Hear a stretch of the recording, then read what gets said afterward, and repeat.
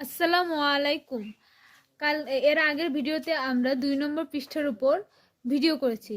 আজকে আমরা দ্বিতীয় শ্রেণীর বাংলা বইয়ের ৩ এবং ৪ পৃষ্ঠার উপর ভিডিওটা তৈরি করব। তো চলো দেরি না করে শুরু করা যাক আমাদের পড়া।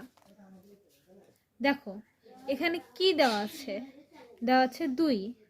ঘর থেকে শব্দ নিয়ে ছবির নিচে লিখি। দেখো এখানে একটা ঘর দেওয়া আছে, ঘরের মধ্যে কিছু শব্দ দেওয়া আছে আর নিচে কিছু ছবি দেওয়া আছে। ছবির নিচে আন্ডারলাইন করে দেওয়া আছে যে এই ছবিটা কিসের তা লিখতে হবে। এই ঘর থেকে শব্দ নিয়ে তা লিখতে হবে। তো চলো আগে দেখি ঘরের মধ্যে কি কি শব্দ আছে। আলু, শসা, পাখি, ফল, জবা, মূলা। এগুলো আমরা সবাই চিনি। তো দেখো প্রথম থেকে শুরু করা যাক। এটা কিসের ছবি? আমি আগে থেকে সবগুলো পূরণ করে রেখেছি তোমাদের সুবিধার জন্য। তো দেখো এটা কিসের ছবি? এটা জবার ছবি। এখানে দেওয়া আছে জবা। আমরা এই ফাঁকা ঘরে জবা লিখব। তারপরে দেওয়া আছে শসা। এখানেও দেখো শসা দেওয়া আছে। এইটা আমরা এখানে লিখব। তারপরে আলুর ছবি দেওয়া আছে, আমরা এখান থেকে আলু নিয়ে এখানে লিখব।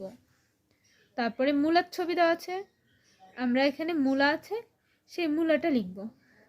তারপরে ফলের ছবি দেওয়া আছে, দেখো ঘরের মধ্যেও কিন্তু ফলের ছবি দেওয়া আছে, এই ফলটা আমরা এখানে লিখতে পারি। তারপরে পাখির ছবি দেওয়া আছে, এখানে পাখিও আছে, তো আমরা এখানে পাখির ছবিটা লিখব। এইভাবে পুরোটা আমরা পূরণ করব। যদিও বইয়ে লেখা ঠিক নয়, তবুও যদি স্যার তোমাদের করতে বলে তখন তোমরা এটা পূরণ করতে পারো বইয়ের মধ্যে। সাধারণত এটা খাতার মধ্যে লিখতে দেওয়া হয়। তারপরে দেওয়া আছে ৩ যুক্ত বর্ণ। যুক্ত বর্ণ ভেঙে লিখি। যুক্ত মানে কি? যুক্ত মানে হচ্ছে একখানে কোনো বর্ণর সাথে যদি অন্য একটি বর্ণ যুক্ত হয় তখন তাকে বলে যুক্ত বর্ণ। কি বললাম? যে কোনো বর্ণের সাথে যখন অন্য একটি বর্ণ যুক্ত হয় তখন তাকে যুক্ত বর্ণ বলে। তো দেখো ৩ যুক্ত বর্ণ ভেঙে লিখি। এখানে কি দেওয়া আছে? সপ্তাহ। সপ্তাহ। দেখো এখানে কিন্তু যুক্ত বর্ণ আছে, একটা বর্ণের সাথে অন্য আরেকটি বর্ণ যুক্ত হয়েছে। প্রথমটা দেওয়া আছে, করে দেওয়াই আছে আগে থেকে। দেখো যুক্ত বর্ণ অংশটুকু, শুধু সেই অংশটুকুই আমরা লিখবো এখানে। পয় ত, সপ্তাহ, পয় ত।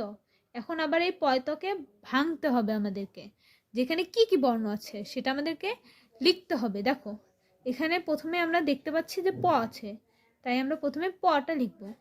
তারপরে ত আছে, তো পরের অংশে আমরা ত লিখব। প্রথমেই কিন্তু প আছে, সেজন্য আমরা আগে প লিখছি, তারপর ত আছে তার কারণে আমরা ত লিখছি। তারপর কি আছে দেখো, প্রতিদিন। প্রতিদিন। তো আমরা এখানে যুক্তবর্ণ কোথায় আছে? পয়রো ফালা, এখানে যুক্তবর্ণ আছে, তাই আমরা এই অংশটুকু এখানে লিখলাম। দেখো পয়রো ফালা। ফলা হচ্ছে ৬ প্রকার। তোমরা এটা হয়তো বা ক্লাস 1-এর সাবজেক্ট থেকে শিখে ফেলেছো। তো অত কিছু না বলে শুরু করা যাক পড়া। পয় র ফালা। কি শোনা যাচ্ছে?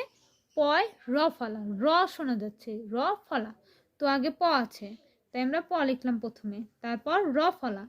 দেখো আমি এখানে র ফলাই লিখেছি। প্রথমে বয়ে বিন্দু র এবং পরে ফলাটা লিখে ফেলছি। তারপর কি দেওয়া আছে? সুন্দর। সুন্দর।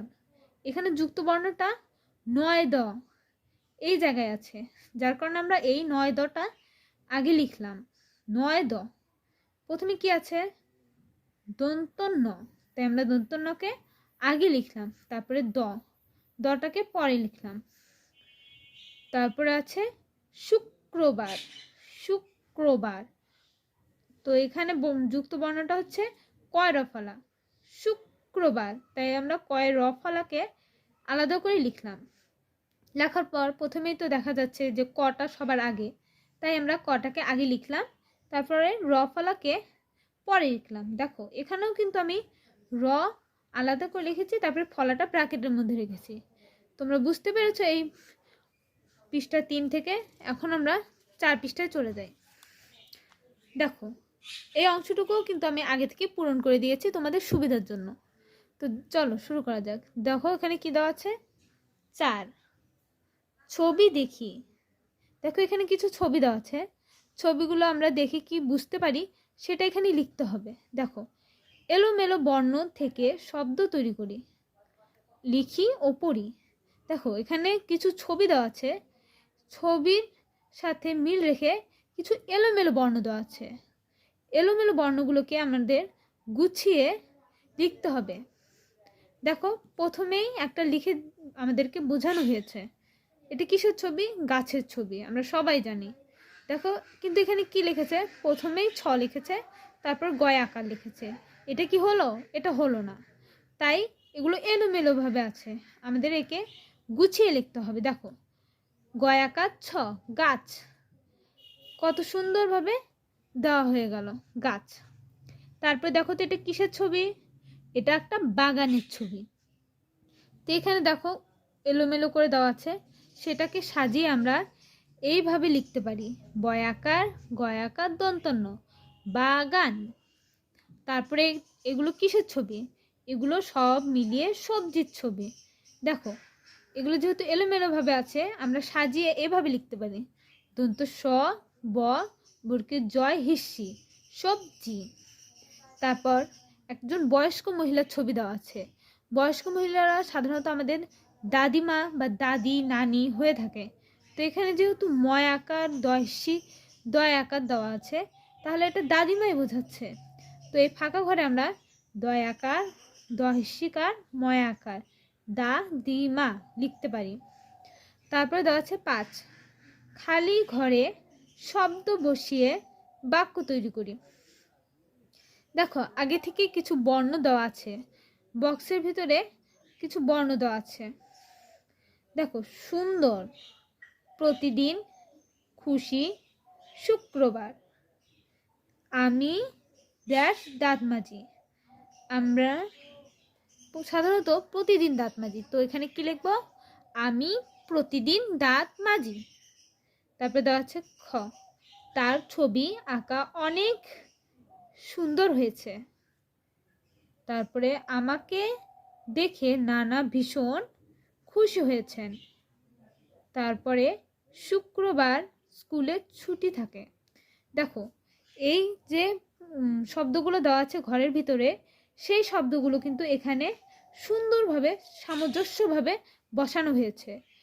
আমরা আগে প্রথমে উপরের ঘরের শব্দগুলো বোঝার চেষ্টা করব, তারপর বাক্যটা পড়ে ওই বাক্যের মধ্যে কোন শব্দটা বসতে পারে, কোন শব্দটা বসলে বেশি সুন্দর শোনা যাবে, সেই শব্দটা আমরা বসিয়ে দেব।